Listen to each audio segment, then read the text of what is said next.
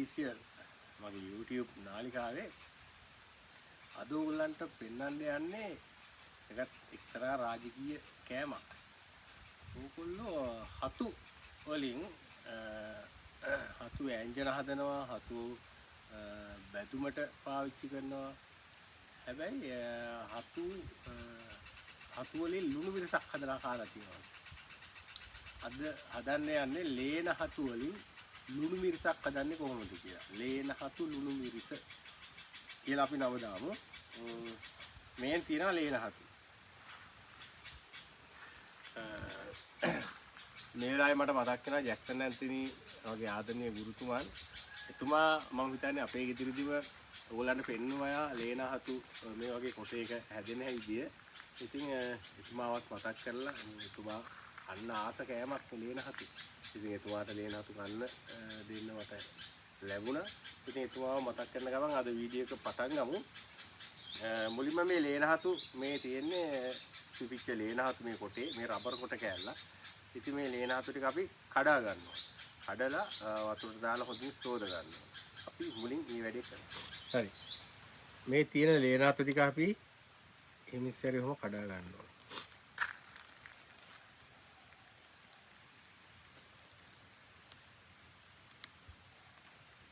මේ ටික කඩාගෙන හොඳට පිරිසිදු වතුරෙන් සෝද ගන්නවා. දැන් මම මේ ටික කඩාගත්තට පස්සේ ඕගොල්ලන්ට පේනවා මේ තව පොඩි පොඩි තිත් වගේ තියෙන සුදු පාට ආයෙ හෙට උදේට මේ ටික මේ ආයෙ හතු පිපෙනවා. හරි. අපේ වැඩේට දැන් මේ ලේන හතු ටික ප්‍රමාණවත්. දැන් ඔයගොල්ලන්ට පේන ඇති මේ පොඩි පොඩි ටික ආපහු හෙට වෙද්දි මේ ටික ආයෙ පිපෙනවා. අපි ඔක්කොම කඩාගත්තේ නෑ. ආයෙ මේ ටික ආයෙ හෙට උදේට ලස්සන්ට මේ වගේ හතු පිපෙනවා. right. මේ තියෙන්නේ මම කඩාගත්ත ලේන හතු ටික. දැන් අපි මේ ලේන හතු ටික පිරිසුදු වතුරෙන් හොඳට සෝද ගන්නවා. මේ විදිහට. හරි. දැන් මේ ලේන හතු ටික එහෙම දාලා හොඳට සෝද ගන්නවා.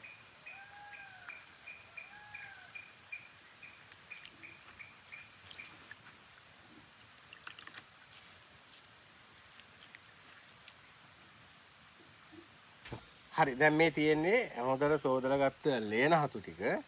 මේ ලේන හතු ටික අපි ලේන හතු වංගෙඩි දාලා කොටන්න කලින් අපි ඕගොල්ලන්ට කියන්නම් මේ ලේන හතු ලුණු මිරිසට මොනවද අපි එකතු කරගන්න කුළු බඩු කියලා.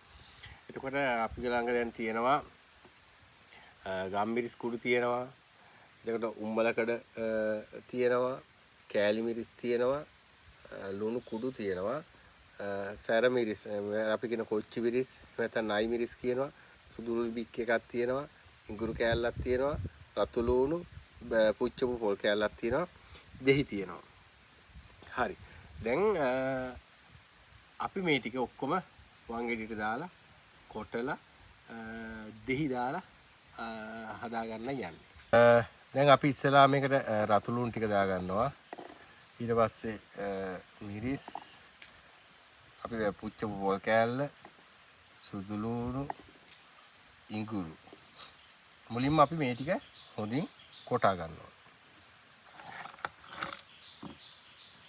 මේ ටික හොඳට කෙටුණාට පස්සේ අපිට ලුණු කුඩු, ගම්මිරිස් කුඩු, කෑලි මිරිස් ටික එකතු කරගන්න පුළුවන්.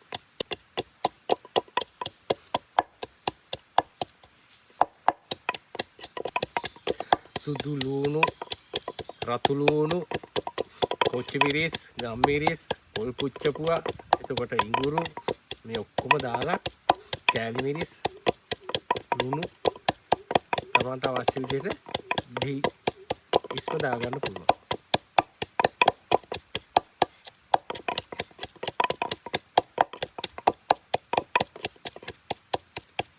right. දැන් අපි ගම්මිරිස් කුඩු ටිකක් දාගන්න ඕනේ තමන්ට ඇති ප්‍රමාණයට. ඊට පස්සේ උම්මලකඩ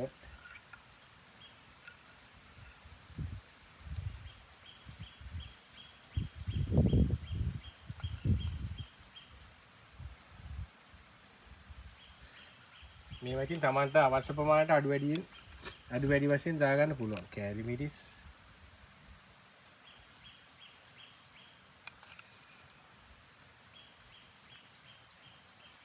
ඊට පස්සේ ලුණු.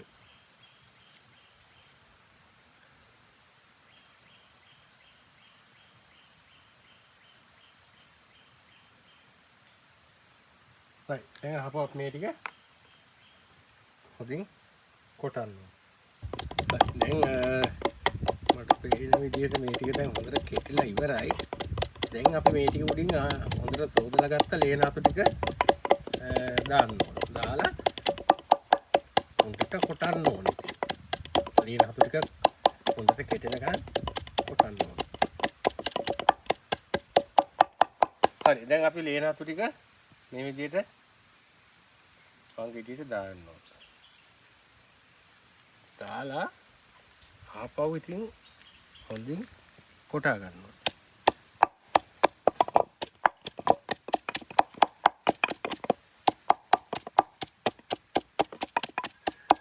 ලේනහතු ලුණු මිරිස කියන්නේ මේකට තමයි දැන් නම් සුවඳ එනවා.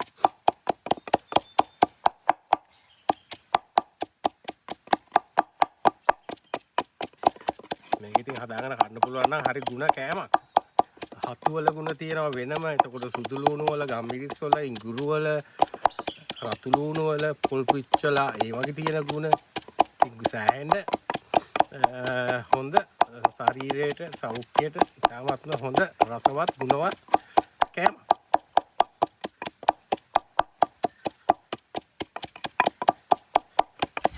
දැන් ලේනහතු ලුණු මිරිසේ අවසන් අදියරටයි ඇවිල්ලා තියෙන්නේ. දැන් අපිට තියෙන්නේ මේ ටික මේ භාජනෙට දාලා දෙහි මිශ්‍ර කරගන්න. ඊට පස්සේ ඉතින් කන්න තමයි තියෙන්නේ.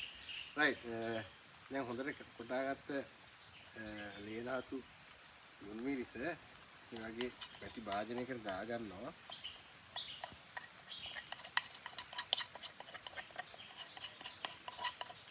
දාගෙන අපිට තියෙන්නේ පදම බලලා මේකට දෙහි එකතු කරගන්න එක. දැනටම සුවඳයි ඈ.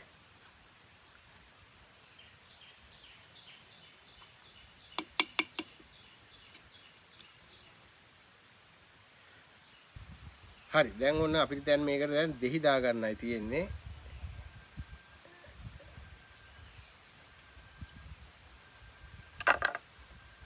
අපි ඇතිපදමට මේකට දෙහි මිශ්‍ර කරගන්න ඕනේ. හරි දැන් මේකට පදමට ලුණු දෙහි ඔක්කොම දාලා ඉවරයි. දැන් මේ රස බලන්නයි යන්නේ. මම හිතනවා හොඳ රසක් ඇති කියලා.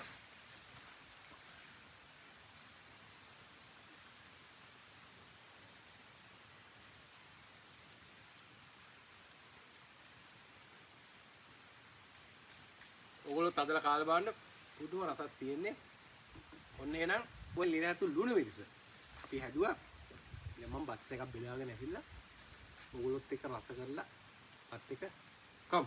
ඔයගොල්ලෝ ඉතින් බලාගෙන ඉන්නවා අපි ලංකාවේ ඉන්නවා අය මගේ රසික රසිකාවියෝ පිටරටවල ජීවත් වෙන රැකියාවල් කරන රසික රසිකාවියෝ මම දන්නවා. පිටරටින් ඉන්න අයට නම් මේක දැක්කාම කන්න ආස හිතෙනවා. ආයි ගම මතක් වෙනවා, තමන්ගේ රට මතක් වෙනවා. එන්න හිතෙනවා. නමුත් ඉතින් රැකියාවක් කරන්න ඇවිල්ලා ඉන්නේ නේද? ඉතින් මේක බලමු දැනට අපි ලංකාවට ආපු වෙලාවක හම්බෙලා මේ හදාගෙන කම්. අනිවාර්යෙන් අපි හම්බෙමු කතා කරමු. හම්බෙලා මුණ ගැහිලා එක දවසක මේව හදාගෙන කම් කට්ටියත් කරන්න පුළුවන් වැඩ. හරි එහෙනම් මම දැන් පත්යක් බෙදාගෙන ඉන්නවා. හරි ඔන්න එහෙනම් උදේට දැන් තමයි මම කෑම කන්න යන්නේ. ලේනහතු ලුණු මිරිස් එක්ක පොඩ එන්නකෝ මගේ කෑම එක මොකද්ද කියලා බලන්න. හරි උදේ කෑම එකට තියෙනවා දැන් ලේනහතු ලුණු මිරිසුත් දාගමු.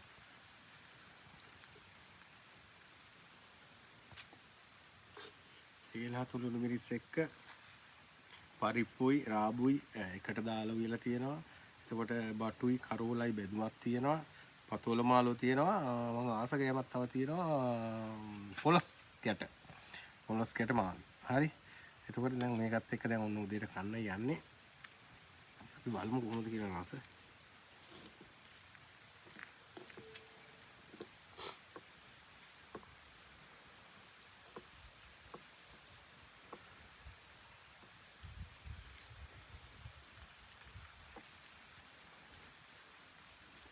කොහොමවත් අද කාලේ බලන්න ලේනාතු ලුණු මිරිස් තම හදන විදිය එකින් එක ඔයගොල්ලන්ට පැහැදිලි කරා. ලංකාවේ ඉන්න අයට නම් ඇත්තටම හදලා කන්න පුළුවන්. හරිම රසයි. සාමාන්‍යයෙන් මේක අර කෑම අප්පිරියාවෙන් ඉන්න අය කෑම රුචිය තියෙන අයට තාමත්ම හොඳ. බඩේ අජීර්ණය තියෙන අයට බඩේ කැක්කුම් හැදුනහම ඉදාන කන්න පුළුවන් රසයි. ඒ වගේම මේ ලුණු මිරිස් විවිධ රෝග තියෙන අයට හොඳයි කියලා අපේ ගමේ අය අපේ ගෙදර අය කියනවා. ඉතින් විශේෂයෙන්ම ආර්ථ සමාරු තියෙන අයට මේ ලේනහතු ලුණු මිරිස් ඉතාමත්ම ගුණයි කියලා කියනවා. ඒ වගේම කෑම රුචිය සහ ප්‍රතිශක්තිකරණය වැඩි කරන්න ලේනහතු ලුණු මිරිස් හොඳයි කියලා කියනවා. ඉතින් ඔයගේ සෞඛ්‍ය පැත්තෙන් අපිට ගුණදායි කෑමක් විදිහට ලේනහතු ලුණු මිරිස් භාවිත කරන්න පුළුවන්.